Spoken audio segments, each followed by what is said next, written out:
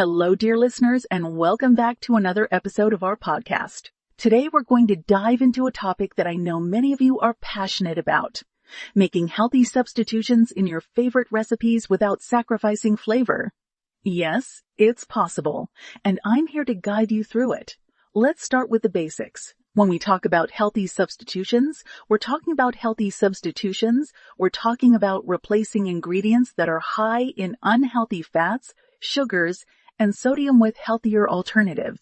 The goal is to make your favorite dishes more nutritious without compromising on taste. Firstly, let's talk about fats.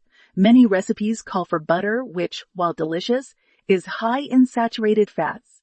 One of the easiest substitutions you can make is swapping out butter for unsaturated fats like olive oil or avocado oil. These oils are heart-healthy and can be used in a variety of dishes. For baking, applesauce or mashed bananas can be used as a substitute for butter. They add moisture and sweetness, allowing you to cut back on sugar as well. Speaking of sugar, it's another ingredient that we often use more than necessary.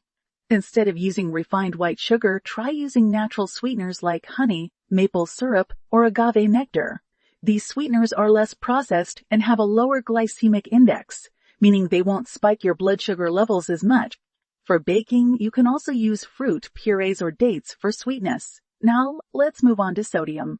Many of us are guilty of overusing salt in our cooking. While it's a great flavor enhancer, too much sodium can lead to high blood pressure and other health issues. Instead of relying on salt, try using herbs and spices to add flavor to your dishes. Fresh or dried herbs like basil, thyme, rosemary, and oregano can add a lot of depth to your dishes. Spices like cumin, paprika, turmeric, and chili powder can also add a kick without the need for extra salt. Another common ingredient in many recipes is all-purpose flour, which is refined and lacks fiber. A healthier alternative is whole wheat flour or almond flour, which are higher in fiber and other nutrients. For gluten-free options, you can use oat flour or coconut flour.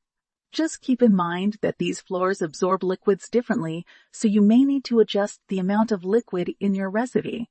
Now let's talk about dairy. Many recipes call for full-fat dairy products like cream or whole milk. A simple swap is to use low-fat or non-fat versions. For a dairy-free option, you can use almond milk, coconut milk, or other plant-based milks. For creamy sauces, try using pured cauliflower or white beans.